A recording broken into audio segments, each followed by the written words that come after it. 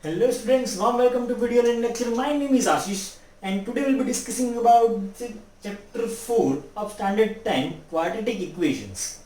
So let's get started. What is quadratic equation? The general formation of the quadratic equation is this: ax square plus bx plus c. So this is the general form where this a and b are the coefficients, this c is constant term, and the degree of this equation will be 2. Okay, and as the degree is 2, the maximum power is 2. That is why we call it quadratic equation. Okay, this is special type of equations from polynomials, and this is chapter 4 of your standard 10 NCERT textbook. Okay, so first thing, if an equation is given, then how will you identify that the given equation is of quadratic one or the other one? So for that purpose, you simplify the equation. So what do you mean by simplification of the equation? If any brackets are given, then open the brackets and you solve the equation and make that equation just like this. That there should be containing term like x square, x and constant term. Okay, let us take one example. Say x plus 3 whole square is equal to x square plus 1.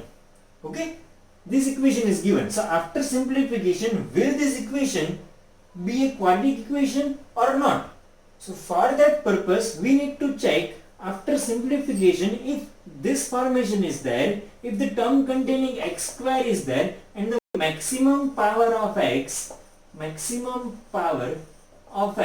is 2 in the given equation, then that equation will be a quadratic one, otherwise not. Okay. So let us solve this equation. X plus 3 whole square we can solve with the help of this formation. A plus b whole square is a square plus 2ab plus b square. So let us solve this. X square plus 2ab means 2x into 3 plus 3 square is 9 is equal to x square plus 1. So here you can observe this, that x square get cancelled from both the sides. So here the remaining terms are 6x is equal to 8. So this equation will not be a quadratic equation, as here x square and x square get cancelled.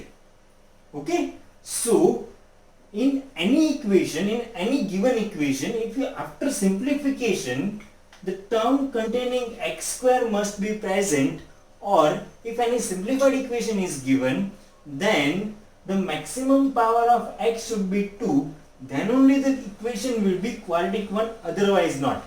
Okay, so I hope all of you will understand that how to identify that the given equation is quadratic one or not. Okay, so let us discuss further more things about quadratic equation. Let us discuss about the graph of quadratic equation, then how the graph of quadratic equation looks like. Okay, so the graph of quadratic equation is having shape of parabola. Okay, basically parabola is having this shape. Okay, the direction may change, upside, left side, right side, down side, but the shape will remain constant. Okay, so let us take one example, that y is equal to x square minus 4. This is one quadratic equation having maximum power as 2. Okay, so if I want to draw the graph of this equation, then on x-axis and y-axis we can have the graph of this equation x square minus 4 as this. It will intersect x-axis in 2 points, that is minus 2 and 2. That is the solution of this equation also. Okay, so in how many points this graph is intersecting x-axis, that will be the zeros of this given equation. That we already know in second chapter. Okay, if you haven't seen any video of second chapter, then the link is given in description. So there we have already discussed that the intersection point with x-axis will give you zeros of the equation. Okay, so here this quadratic equation is having maximum power as 2, so maximum it will intersect in 2 points with x-axis, and here we can observe that minus 2 and 2 are the zeros, and at that particular points only this equation is intersecting x-axis. Okay, this graph of equation is intersecting x-axis. So I hope all of you understand the graph of this. You don't need to remember that how to draw the graph, but just remember one thing, that the graph of the quadratic equation will be a parabola and maximum it can intersect in 2 points with x-axis.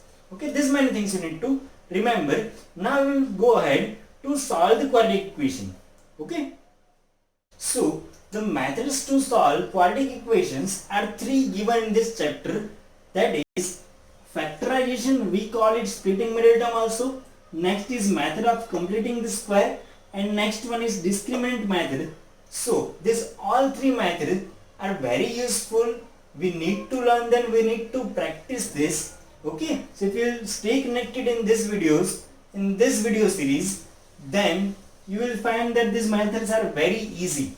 Okay, so for today's lecture we need to remember that how to identify quadratic equation, how the graph of quadratic equation is there, and how many methods to solve the quadratic equations are there.